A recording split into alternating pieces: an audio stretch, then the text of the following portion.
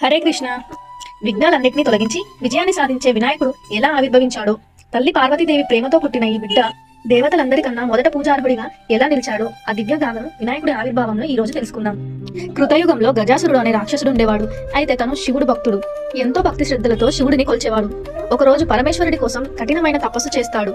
తన తపస్సు మెచ్చిన పరమేశ్వరుడు ఏం వరం కావాలో కోరుకోమంటాడు. అప్పుడు ఆ రాక్షసుడు తన దుర్బుద్ధిని బయట పెట్టుకుంటాడు. సాక్షాత్ ఆ పరమేశ్వరుడిని తన ఉదరంలో ఉండిపోవాలని వరం కోరుకుంటాడు. అందుకు శివుడు కూడా సరే అని వరం ఇస్తాడు. కొన్ని రోజులు గడిచిన తర్వాత పార్వతీదేవికి ఈ విషయం తెలుస్తుంది. అప్పుడు పార్వతీదేవి విష్ణుమూర్తిని సహాయం కోరగా తన బ్రహ్మదేవుడి సహాయంతో నందిని తీసుకెళ్లి గజాసురుడి ముందు ఆడిస్తాడు. దీంతో తన్మయత్వం పొందిన గజాసురుడు నీకేం వరం కావాలో కోరుకోమంటాడు. అప్పుడు శ్రీ మహావిష్ణువు నీ కడుపులో ఉన్న పరమేశ్వరుడిని తిరిగి ఇచ్చేయాలని కోరతాడు. సాక్షాత్ విష్ణువే వచ్చాడని అర్థం చేసుకున్న గజాసురుడు విష్ణువు కోరిక మేరకు తను చెప్పినట్టుగానే శివుని ఇవ్వడానికి ఒప్పుకుంటాడు. దానికి బదులుగా తన తలను లోకమంతా ఆరాధించేలా చేయాలని, తన చర్మాన్ని పరమేశ్వరుడు వస్త్రంగా ధరించాలని ఆ పరమేశ్వరుడిని కోరుతాడు. శివుడు కైలాసానికి తిరిగి వస్తున్నాడన్న విషయం తెలుసుకున్న పార్వతీదేవి సంతోషంలో అందంగా ముస్తాబయ్యేందుకు నలుగు పెట్టుకుంటూ ఆ నలుగు పిండితో ఒక బాలుడి రూపాన్ని తయారు చేసి దానికి ప్రాణం పోసి లోపలికి ఎవ్వరిని రానివ్వద్దని చెప్పి స్నానం చేయడానికి వెళ్తుంది. ఆ వెంటనే అక్కడికి వచ్చిన శివుడు లోపలికి వెళ్లేందుకు ప్రయత్నించగా ఆ బాలుడు అడ్డుకుంటాడు.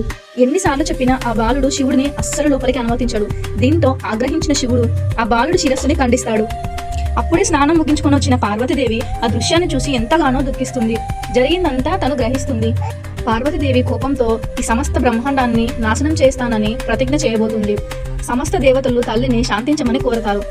పార్వతీదేవి తన పుత్రుడిని ఎలాగైనా బతికించమని శివుడిని కోరుతుంది.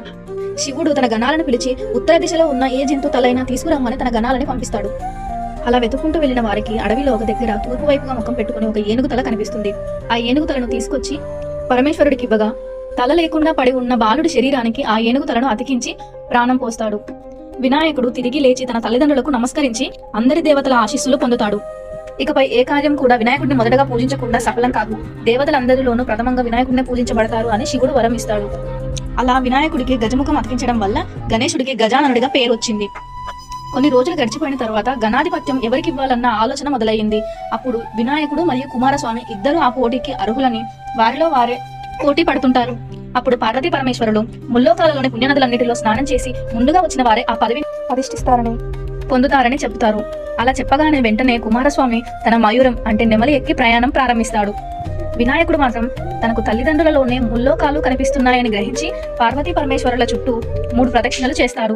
కుమారస్వామికి తను వెళ్లిన ప్రతి చోట వినాయకుడే ముందుగా కనిపిస్తాడు.